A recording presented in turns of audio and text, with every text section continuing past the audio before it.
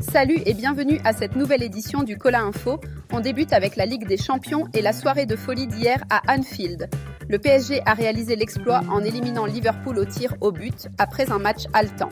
Menés au score général, les Parisiens ont arraché la victoire 1-0 dans le temps réglementaire grâce à un but de Dembélé à la 12e minute.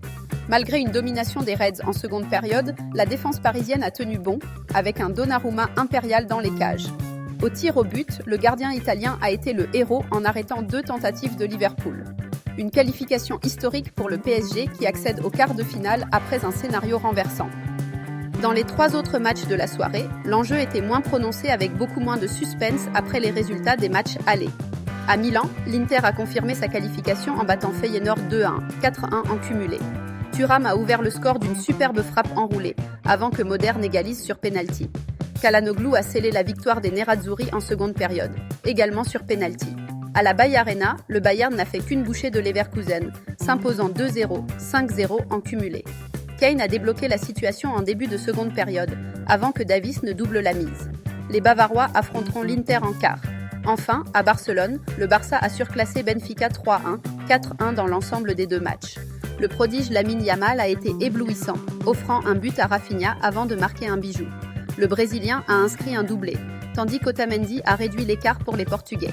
Les Catalans attendent désormais le vainqueur de Lille Dortmund de ce soir. Ce soir, les 4 dernières affiches palpitantes nous attendent. À Lille, les Dogs accueillant le Borussia Dortmund dans un match complètement ouvert après le 1-1 de l'aller. Les Français rêvent d'une qualification historique pour les quarts, tandis que les Allemands veulent confirmer leur expérience européenne. À Londres, Arsenal reçoit le PSV Eindhoven avec un avantage colossal de 7-1. Les Gunners devraient valider leur ticket sans trembler, mais les Néerlandais joueront pour l'honneur. À Birmingham, Aston Villa défend son avance de 3-1 face au club Bruges. Les Villans sont favoris à domicile, mais les Belges n'ont pas dit leur dernier mot. Enfin, le choc de la soirée oppose l'Atlético Madrid au Real Madrid. Menés 2-1 après l'aller, les Colchoneros devront renverser la vapeur dans leur antre du Metropolitano face à des mérengues toujours redoutables. 4 matchs, 4 ambiances et des places en quart de finale à la clé.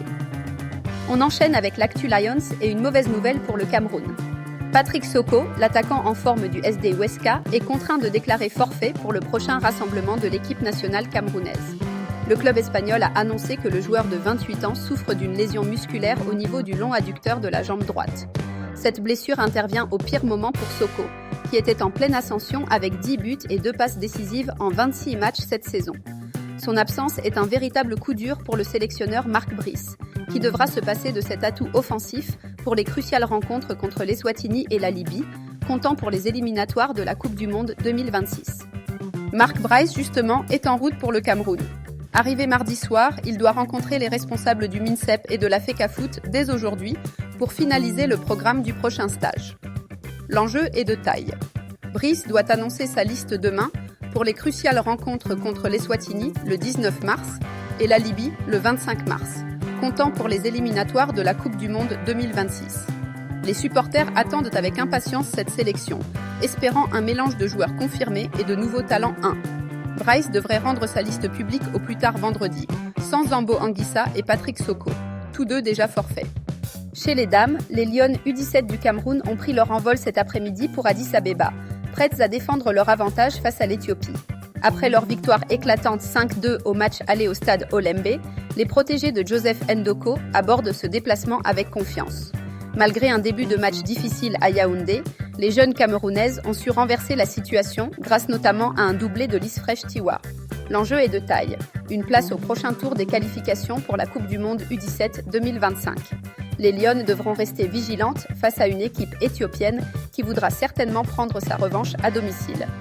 Samuel Eto'o vient d'être élu membre du comité exécutif de la Confédération africaine de football, par acclamation. Cette élection marque un revirement spectaculaire pour l'ancien attaquant camerounais, dont la candidature avait été initialement rejetée en janvier 2025 pour des raisons éthiques. Grâce à l'intervention du tribunal arbitral du sport, qui a ordonné sa réintégration dans la course, Eto'o a finalement triomphé lors de la 14e Assemblée générale extraordinaire de la CAF. En tant qu'unique candidat de la zone UNIFAC, son élection s'est déroulée sans opposition. Cette victoire renforce considérablement l'influence d'Eto'o dans le football africain. À 44 ans, il devient le premier footballeur à intégrer le COMEX de la CAF, succédant à son compatriote Saïdou Mbombo Njoya. Cependant, dans un geste surprenant, Eto'o aurait décliné une proposition de vice-présidence. Cette décision soulève des questions sur ses ambitions futures au sein de l'instance. L'entrée d'Eto'o au COMEX promet de nouvelles perspectives pour le football africain. Reste à voir comment il conciliera ce rôle avec ses responsabilités à la tête de la FEK Foot et quel impact il aura sur les décisions futures de la CAF. On termine cette édition en NBA avec Yves Missi qui a livré une performance remarquable lors de la victoire des Pelicans 127-120 face aux Clippers. Le rookie camerounais a terminé la rencontre avec presque un double-double impressionnant de 9 points et 8 rebonds en seulement 26 minutes de jeu. Missi a été particulièrement efficace au tir, réussissant 5 de ses 8 tentatives. Sa présence défensive s'est également fait sentir avec 2 contres spectaculaires consécutifs.